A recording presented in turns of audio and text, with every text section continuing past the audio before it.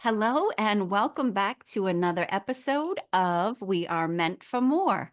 Today, I have an amazing guest. I'm really excited for this episode. So unique what she does. Welcome to the show, Pia Ault. Thank you. Thanks for having me, Karen. Oh, it's our pleasure. I was really looking forward to this. So I'm going to introduce you to the audience and tell them a little bit about what you do. I'm going to read Yep. right here from the bio so I get this completely accurate. So Pia is a highly skilled and sought after transformation and empowerment coach. She focuses on personal development, social and emotional intelligence, and empowering individuals through the language of emotion and wisdom from horses. It's going to be so interesting. She has a passion for helping women who desire stronger confidence, presence, and identity.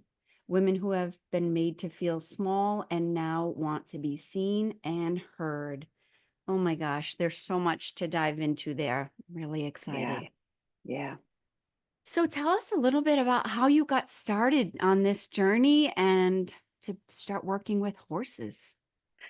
Yeah. It's been quite a journey. I think, like many other women who are getting into the helping others business, uh, for me, and I think for many others, it starts with the self. So I went through many years of self-development therapy. I had postpartum depression after my firstborn, and I had my secondborn very, very quickly after, after the first.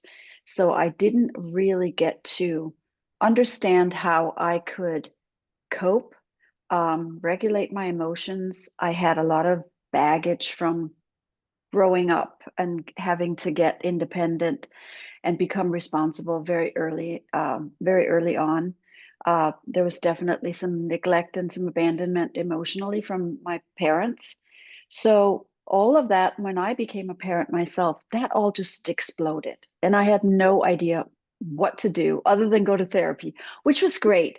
But I sort of wish that I had some of the resources and the tools that I now know and now have. If I had had that in my 30s, I probably would have gotten through it, much less painful, but also with a greater understanding about myself. So I think many of us, many women go through this, and I was no exception. So in the Mhm. self-awareness, in picking up things about how I could regulate my emotions, I left corporate. I left a very toxic corporate life, um, and started to train in coaching, knowing that I wanted to be a coach. And that started sort of the path down. You go through your self-awareness, you go through your self-learning and all of that, but then starting to identify who I wanted to actually coach. And I attracted people like myself. I attracted women who had gone through exactly what I had gone through, probably no surprise there. But then through my training and over the course of time, I started to identify a smaller and smaller niche. It was still corporate leaders, many of them females, many of them with imposter syndrome, not able to regulate or even show emotions or empathy in the workplace. So, all of the pieces of the puzzle kind of came together the last 10 years. It took a long time, but I'm sort of zooming in on, where I can be the most helpful. So that's what started it. Oh, wow, there's so much right there. Um, I think, as you said, it's very common amongst women when we have children, all our stuff starts to show up. And I know for me personally, somebody said to me when I went through this little stage in my life, what you don't fix in yourself, you pass along to your children. So that for me was a big igniter of Yeah. wanting to dive deeper into some of that baggage.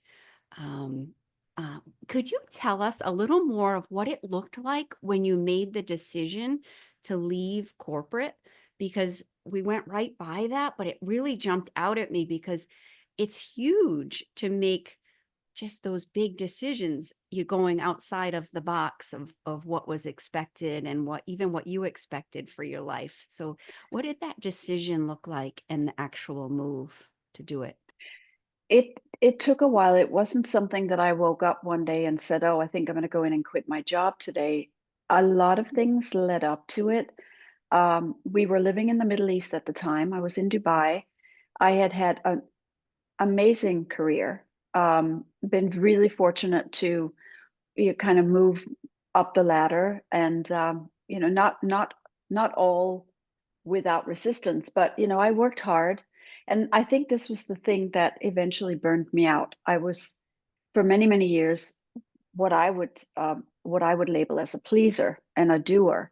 I knew that if I worked hard, if I worked harder, if I studied harder, if I got more degrees, I could do much better. And the things we tell ourselves, right? So anyway, after two master's degrees, after like years and years of moving up the ladder, again, very fortunate, been traveling and living throughout some amazing places in the world, but I felt that there was a part of me that could do other things, and I really, really were starting to see that my values weren't met in the workplace. And I don't fault anybody for it. I think that leaders in today's companies, whether it be a small startup or a huge enterprise or huge global conglomerate, there just aren't any spaces for people to show up really authentically. I think we all put on a mask to a certain extent, and we walk in and we leave certain parts of us behind outside the door as we walk in. And I just got tired of doing that. I got really fed up with always having to be someone else that I wasn't really truly authentically at work. So that combined with a corporate restructuring, new leaders coming in, the teams changing, it just all felt like now was the time to look at what do I want to do next. And what I wanted to do next was, obviously to keep working, but with everything that was going on, it just seemed more naturally to jump out on my own.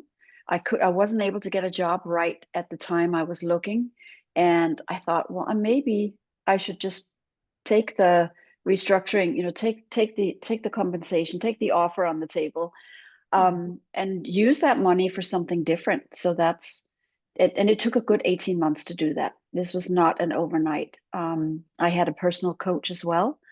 And through her work with me, I started to identify what it was I really, really wanted. Like, what were my desires? What were my dreams? If there was nothing stopping me, what could I do? And I wrote down, I want to be able to teach or help women and children. Um, and I want to use horses. I don't know where that came in. I've always loved horses, but that was part of the dream. And she said, I really want you to visualize where you are a year from now. This was back in 2011 or 12. So I said, well, in 2013, I'm going to be living on a farm with horses, and I'm going to use that and my coaching to help other people. And by 2013, I was already well into coaching and started to work with horses and horse assisted coaching. So, I manifested and it just kind of happened. But it was not an easy decision. I think the one thing that I was mostly scared of was how I was going to cut it financially. Mhm. A very realistic concern for Hmm. most. I love how you said you allowed yourself to, in many ways, to dream. If I could have, do, be anything I wanted without limitation, what would it be? So then you're really allowed to think bigger and amazing because we often have these self-imposed boundaries of what we can do. Yeah, And big time. yes, so that's a great place to start. Um, what's it like when you decide it's kind of a conscious decision to start showing up authentically? Why do you think that's so hard for us to do sometimes? We feel like we have to show up perfectly. And the truth is, none of us are perfect. We're all going through stuff and we're all just trying our best. So why is it so hard still for us to show up authentically and not feel like we're being judged? Wouldn't it be nice if we could just wake up and just be strong every day? I Oh, mean, I do this work and I still have doubts, right? I still have limiting beliefs. I still sometimes go, who do I think I am that I could do this? It's like you need to take your own medicine once in a while, but I truly believe that a lot of it, and I know this mostly from myself. Where do my limiting beliefs come from? And I think that can apply to a lot of other women and men as well, actually. I mhm. think it starts with who's around us in our childhood as we grow up.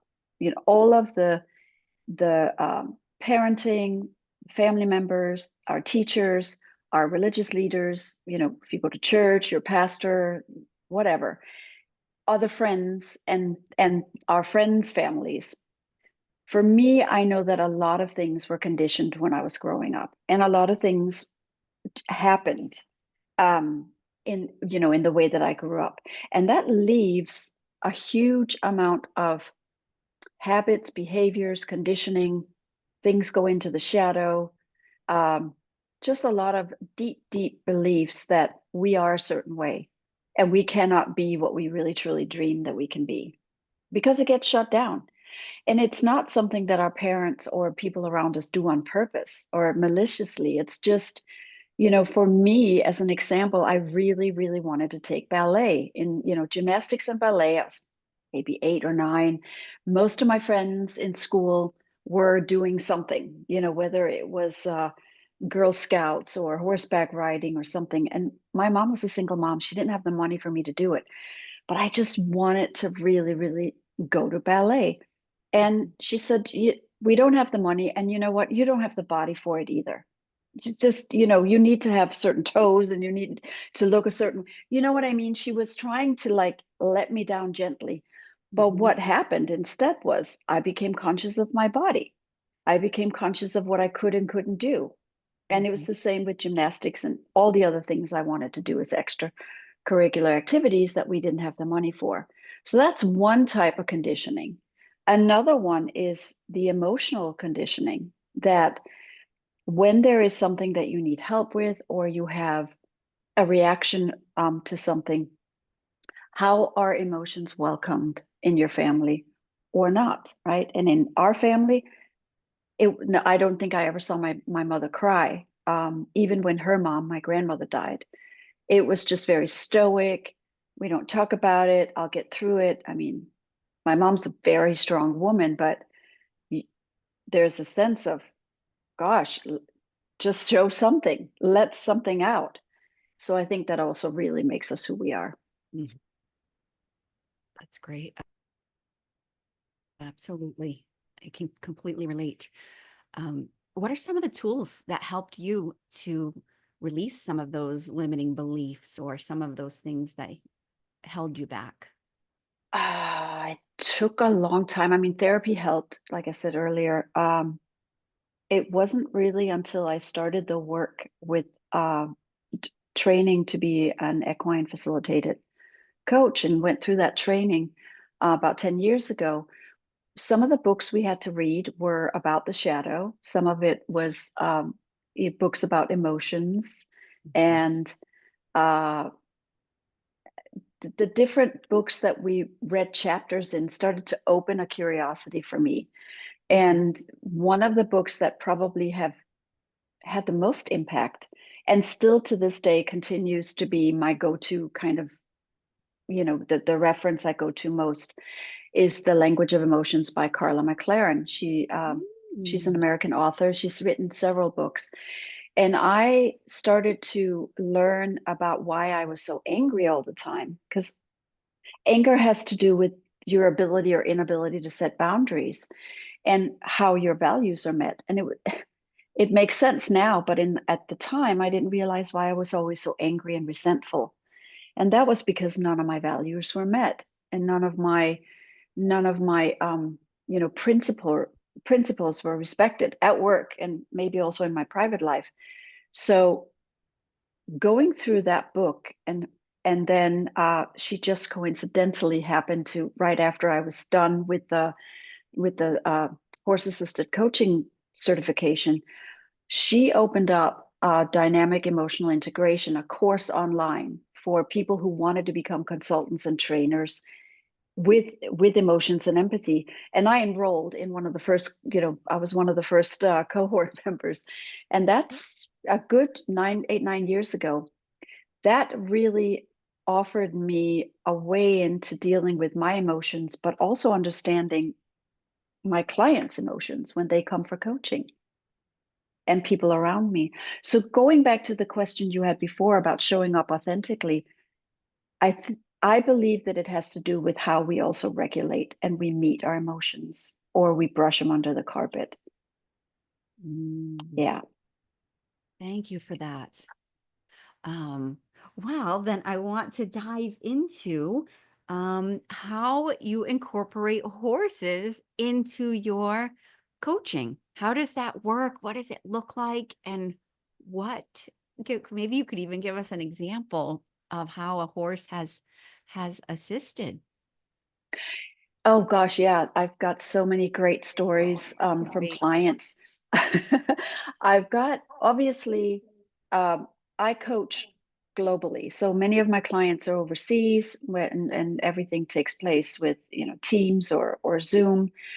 And in cases like that, if there are any kind of knowledge or wisdom that I feel uh, could benefit the client, just in terms of examples of how a horse herd would do things, or how a horse could show something, I bring that in, obviously without the horse, and I talk about it and say, if we relate this behavior or what's coming up for you to horse wisdom, or something that horses will do when they're together, we then talk about that. And then, I ask the client, well, what do you feel about that? How does that relate to something that you've been through? So we can do it talking. But of course, what I love the most is to have live sessions with clients where they come into an arena, they spend time with the horse, and those types of activities. A lot of it is just kind of what wants to happen. I don't go, okay, horse, here's Karen. Karen, here's the horse. We don't introduce it like that. I start by doing some safety briefing. Um, I would ask you if you have any fear on a level from 1 to 10. Where's your anxiety? Where's your fear level? We work through that. We typically do a body scan. So we kind of scan our bodies just to see what's showing up, where any kind of discomfort or tension or sensation. And then after all of that, then I would invite you into the arena or the round pen with the horse. Mhm. And a lot of the introduction is the same way that horses introduce themselves to each other. They share breath. They kind of sniff with one and the other nostril. Mhm. They greet each other like that, and then they figure out where they are in the herd in terms of the hierarchy. So we do a similar thing where we share breath, we introduce ourselves, and then it could go many different ways. The client can bring up an issue or a challenge that they're going through at the moment, whether it be relationship, work, something that they, self-regard, anything that they struggle with at that particular time in life. And the horse can help in several ways. I could do activities with the horse and the client, and things will show up. Or I can simply just leave the client and the horse standing together. We have what we call mindful grooming. They can groom the horse, they can touch the horse, do whatever they feel sort of comfortable with. Or they can Mhm. just simply take a chair and sit down and see what happens around them with the horse. Or if there's more than one horse, what does the horse represent for them? Is it a person? Is it a symbol? Is it the issue itself? So yeah, a lot of different things can happen in the session. It's never really scripted because Mm. we're on horse time, and we're coming into their world. So we need to see what they show us, what they feedback to us. Yeah, so it just is sort of unpredictable a little bit what might happen. Oh my gosh, it's so unique. Um, do you have any examples of how the horse really guided you or the client to some answers or how it helped? Yeah, I had recently a client that showed up. She actually showed up to the first session on her own, and she spent time just standing with my horse, and she was telling me about how she had issues of trust or lack of trust because her husband travels a lot. He's gone from a 1 to 2 weeks, then back for a week, then gone 3 weeks, then back. And they've been married for a long time. And she knows deep down there was absolutely no reason to distrust him. She's never had any, concrete example of where something has happened. But it was this uh, feeling that came up. She felt distrusting. She felt very lonely. Mhm. Um, often on her own and not able to see friends. So there was a sense of loneliness. So I asked her to just stand in sort of in the middle of the round pen. Lola had gone sort of to the other edge. And I said, close your eyes and just think of something really, really poignant that you and your husband have shared in the last, 2 weeks while he's been home. And so she was starting to think and she started to cry. And she's like, I can't really think of anything specific. And again, the horse wasn't doing anything, it was just standing on its own. We talked about what she would do the next time he was out of town to get herself engaged with friends, reach out to her support system. And she turned away from the horse and started to talk to me. And the horse just sort of looked at her as she was starting to, come out of her crying spell. She started to smile. She said, well, I would call so and so, and I would go out for coffee with so and so. And she started to align within herself to kind Mhm. of manifest, and then slowly just starting to become what we call authenticity is one, but it's also an alignment. It's the congruence of what's going on in her mind, what's going on as she's speaking it, and what's going on in her body. And at that point, Lola, who was my horse, just turned towards her and came over, and she just stood right by her shoulder for a good 6 minutes because she now felt that this is the person she wanted to be with. She had the answers, she felt trustworthy, and she kind of wanted to meet up with her. And whereas before there was something that was blocking, and when a horse doesn't feel comfortable with you, it's not going to be with you. So that was a very powerful moment. That there was like an aha moment for her going, okay, I have the answer within myself. I know what I need to do, and this is what I'm going to do. And she set the intent, and that made the horse align, or meet up and just, yeah, want to be with her. Wow, that's really profound. It really sent the horse sensed the difference in her not being authentic prior to that. Yeah. Why horses? What is it about them that they're so intuitive? Is it other animals too, or is it horses are unique in this way? I mean, you can work with, I suppose you can work with dogs or dolphins or, I don't know, um, quite, I don't know quite the scientific reason for why Mm. it's, this magic happens. But what I do know is socially, as social animals, we are a lot alike a horse herd. We humans need to be with other social beings Mhm. and longing for that safety, I guess. And horses are also herd animals or social beings, and they feel safe, in a big group. So for them, it comes down to survival. Like they cannot survive on their own, rarely Mhm. in the wild, right? So they rely on safety in numbers, and they rely on having certain members of the herd lead them to safety or keep them safe, keep them close to resources, water, grass, hay, uh, shelters, whatever. I think that that's one of the things that we probably pick up from a horse herd is that they mirror back that safety that we also yearn for.